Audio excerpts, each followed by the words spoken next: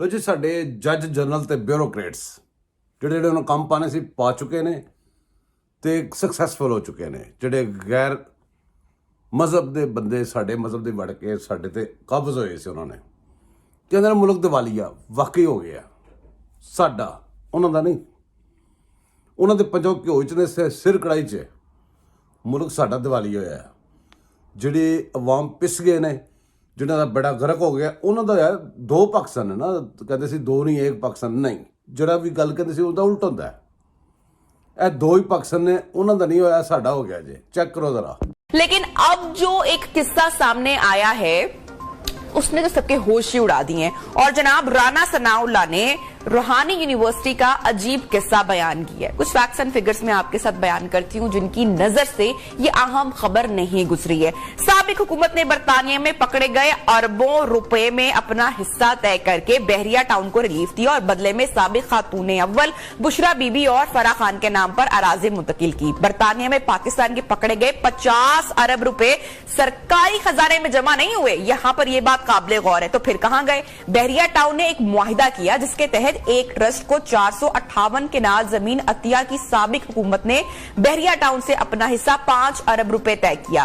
बहरिया town ने जमीन Al-Qadir trust के नाम पर मुंतकिल की है और मुआहिदे के तहत अराजी अतिया की गई है। और यह पहली दफा हुआ है कि दस्तखत एक जानिब बहरिया टाउन के और दूसरी जानिब जनाब बुशरा बीबी के मौजूद हैं। तो ये हुआ क्या है? अलकादिर के दो ही ट्रस्टी हैं, एक तो इमरान खान और दूसरा बुशरा बीबी साहिबा। अच्छा, फिर जब कुछ चीजें सामने आई, वो 5 किरात वाली अंगूठी हीरे की सामने आई या मलक साहब की बाकी काले सामने आई, तो फिर या फराह गोगी के मामला सामने आए कि जी फराह गोगी पैसे लेके तो ट्रांसफर करवाती थी।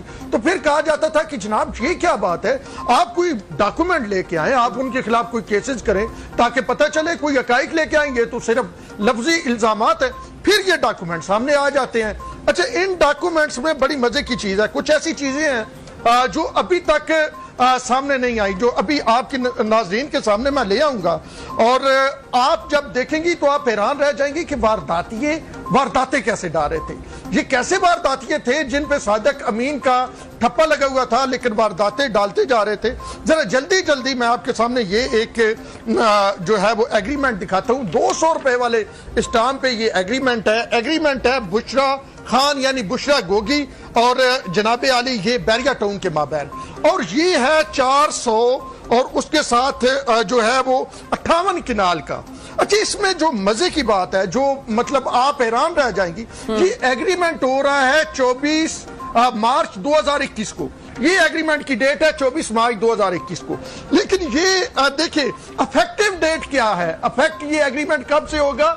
ये लिखा हुआ है जी मार्च 2019 से, यानी जब एग्रीमेंट हो रहा है, ये पहली बार हमने देखा है एग्रीमेंट 2021 में हो रहा है, इफेक्ट 2019 में हो रहा है। यानी इससे आप वो कहानियां समझ जाएं कि किस अंदाज में जो है वो चूना लगाया गया। और ये वो चीजें हैं जो मलक साहब की जानिब से बुशरा बीबी को दी गई, खान साहब को डायरेक्टली तौर पे दी गई, क्योंकि ये जो अलकादर यूनिवर्सिटी है जहां पे इस वक्त आप कह रही हैं आपका नुमाइंदा मौजूद है, वो अलकादर यूनिवर्सिटी जो है वो मलक साहब ने वो जमीन खान साहब को दी, बुशरा बीबी को दी और उसके साथ साथ फराह गोगी को दी। अच्छा, अब अगर कोई ये कहे कि फराह गोगी जी इमरान खान साहब की फ्रंट वुमेन थी, तो फिर तारिक इंसाफ वाले गुस्सा करते हैं, मेरी 2-3 लीडर से बात हुई है, तो फिर ये इमरान खान साहब के बियाह पे फराह गोगी क्यों सिग्नेचर कर रही है बहरिया टाउन के साथ?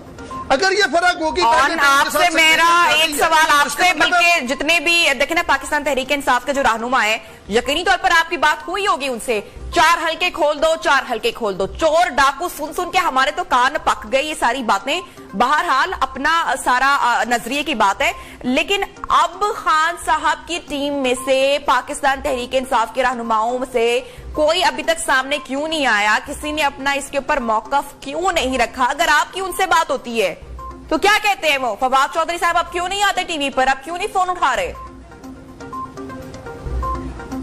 नबिया फवाद चौधरी साहब से जब मेरी बात हुई है, उन्होंने कहा मैं तो बुशरा बीबी को जानते ही नहीं हूं, फराह खान को, फराह गोगी को जानते ही नहीं हूं। मैंने कहा फराह गोगी वही है जिसको जो मतलब तहरीक इंसाफ की सपोर्टर रही, और कहा हमारे तो करोड़ों वोटर है, मुझे क्या पता कि वो कौन सी सपोर्टर है।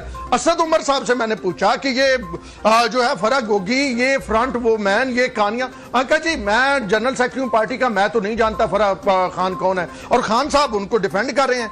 ये डॉक्यूमेंट देखें, ये ऑफिशियल डॉक्यूमेंट है। ये वो है जो खान साहब जब वजीर आजम पाकिस्तान थे 2 दिसंबर 2019 को वफाकी काबीना में ये डॉक्यूमेंट पेश किया गया था शहजाद अकबर की जानब से। ये वो एनआरओ आप कहें जो खान साहब कहते थे ना मैं किसी को एनआरओ नहीं दूंगा, ये वो एनआरओ है जो उन्होंने मलक रियाज को दिया, जो उस वक्त 38 अरब रुपए बनते थे, और अब अगर पाउंड की कीमत लगाई जाए तो ये 50 अरब रुपए जिसका आप जिक्र कर रही थी, ये खान साहब ने मलक रियाज साहब को माफ कर दिए इन अदर वर्ड।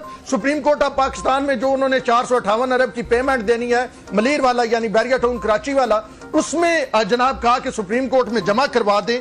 और ये पाकिस्तान का कौमी राज है, सादक और अमीन वजीर आजम का कौमी राज मलक रियाज के वो पैसे हैं जो नेशनल क्राइम एजेंसी ने ये साबित होने पे कि ये पैसे इलीगल थे उनसे बरामद करके रियासत पाकिस्तान, हुकूमत पाकिस्तान को दिए कि ये आपके गरीब आवाम के पैसे हैं। खान साहब कहते हैं मैं गरीबों के लिए और बाहर से इतने पैसे लेके आया, ये आपके गरीब आवाम के पैसे हैं, ये हम आपको वापस कर रहे हैं। और खान साहब ने वो पैसे फिर उसी मलक रियाज को दिए। और आपने पहले भी इस पूरे मामले की तरफ इशारा किया था, आप हमारे शो में इससे पहले तस्करा कर चुके हैं, जिक्र कर चुके हैं। मैं जरूर आगे चलकर आपसे पूछूंगी कि मजीद और कौन कौन सी लीक्स आना अभी बाकी हैं।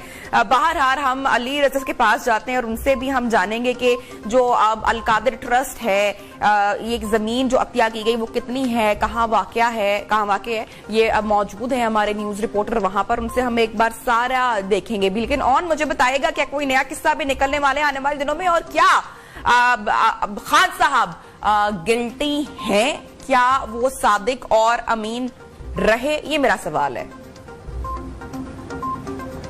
न भैया ये तो मतलब अब एक अंधे शख्स को भी मालूम हो रहा है कि सादिक अमीन नहीं रहे, कन्फ्लिक्ट ऑफ इंटरेस्ट है। जब वो वजीर आजम पाकिस्तान थे, आल तो वजीर आजम बनने से पहले जब वो भारत गए थे तब भी मलक रियाज साहब के जहाज पे ही वो भारत गए थे। लेकिन जब वो वजीर आजम पाकिस्तान थे, आप वजीर आजम पाकिस्तान है, आप अपने नाम पे डोनेशनें ले रहे हैं, आप वजीर आजम पाकिस्तान है, आप जनाब 38 अरब रुपए की जो है वो रकम वापस कर रहे हैं, तो इससे ये जाहिर होता है कि कन्फ्लिक्ट। आप जब हलफ उठाते हैं ना, आप हलफ ये उठाते हैं कि मैं जाती मफादात को इस मामले में नहीं आने दूंगा। लेकिन खान साहब हम मुसलसल देख रहे हैं कि थ्रू आउट आप फंडिंग करते रहे, चले शौकत खानम को मैं इसमें नहीं ले आता साइड पे, लेकिन वो भी एक प्राइवेट प्रोजेक्ट था, आप उसकी फंडिंग करते रहे।